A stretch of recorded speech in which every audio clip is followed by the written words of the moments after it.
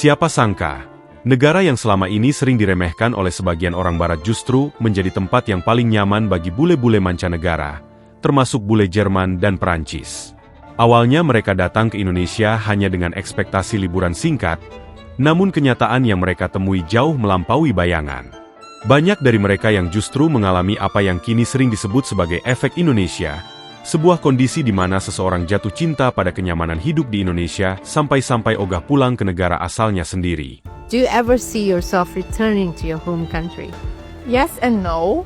So every time I go back to Germany, it's like, oh, this is so nice here. You have this and that. And I actually do miss sometimes putting on a sweater. But then after being in Germany for a long time, it's like, oh man, I really miss a nice spicy nasi goreng. So they're like both worlds inside me. So I'm living right now in Indonesia, yes. But I'm also living here with my German values, with my German mindsets. And if I would be now living in Germany, I would still take my Indonesian mindsets, my Indonesian cooking, which I don't really have, but still like certain things with me. So there would never ever be like an either or. Even though if I would be living in Germany, I would always come back to Indonesia to visit. And I have my family here and I have my family in Germany. So I don't know what the future is going to bring me. So I think I will always be somehow in the middle of, but never one or the other. Banyak dari mereka mengaku kaget karena Indonesia tidak seburuk yang sering digambarkan media barat. Justru sebaliknya, mereka menemukan kehidupan yang hangat, penuh interaksi manusia, dan jauh dari kesan dingin yang sering mereka rasakan di negara asal. Semakin lama mereka tinggal, semakin berat rasanya untuk kembali. Kehidupan di Indonesia terasa lebih ringan. Mereka tidak perlu bangun pagi dengan rasa cemas, tidak dikejar target hidup yang tidak masuk akal, dan tidak merasa hidup hanya untuk bekerja. Halo guys, apa kabar? Guys, aku sekarang di pantai.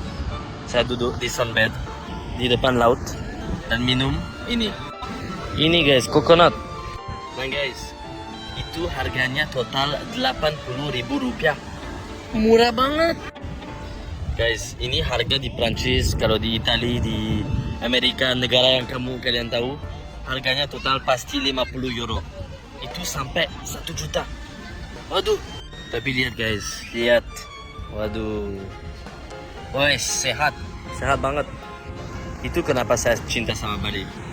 Karena murah dan lifestyle-nya bagus sekali. Dan sama Indonesia juga. Quel genre d'auberge vous pouvez avoir pour 6 € à Bali? Alors ça déjà ça vous calme. Petite piscine. Voilà. Petite entrée. On est dans une rue très calme et tout. Avec l'hostel, vous pouvez booker du snorkeling, du surf, des boat tours et tout machin. Voilà, il y a un petit coin salon là. Le petit déj est inclus. Alors oui, pour 6 €, petit déjeuner inclus. Bon après c'est pas, il y a pas grand chose. Il y a des fruits, des toasts, bon, mais ça suffit le matin pour commencer la journée. Et ça, c'est les dortoirs. Voilà. La porte, elle est trop stylée du dortoir. Voilà, donc là c'est le dortoir. Alors nous on a de la chance, c'est un dortoir de 8 je crois. Et on n'est que 2. Voilà, donc là vous avez le lit. Ça va, vous êtes bien. Il y a la clim, heureusement, sinon on tient pas. Et puis bah voilà, hein, sanitaire. Franchement voilà, tout ça pour 6 € la nuit en Indonésie.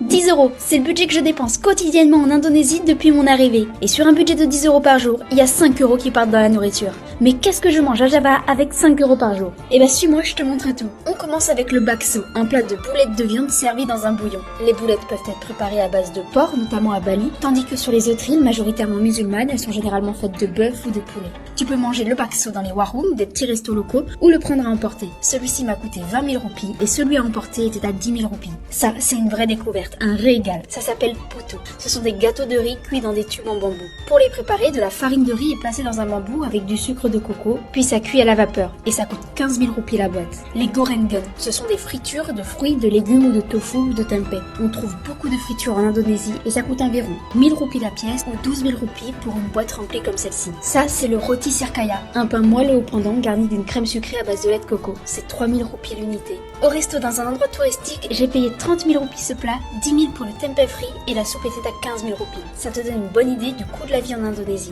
Kalau dibandingkan dengan banyak negara lain, Indonesia unggul bukan cuma soal alam yang indah, tapi juga kualitas hidup yang lebih manusiawi. Di saat negara maju sibuk dengan stres, biaya mahal, dan hidup serba kaku, Indonesia hadir dengan keseimbangan antara kenyamanan, kehangatan sosial, dan kebebasan menikmati hidup. Inilah yang bikin Indonesia punya daya tarik kuat, bukan cuma untuk liburan, tapi untuk benar-benar dijadikan rumah.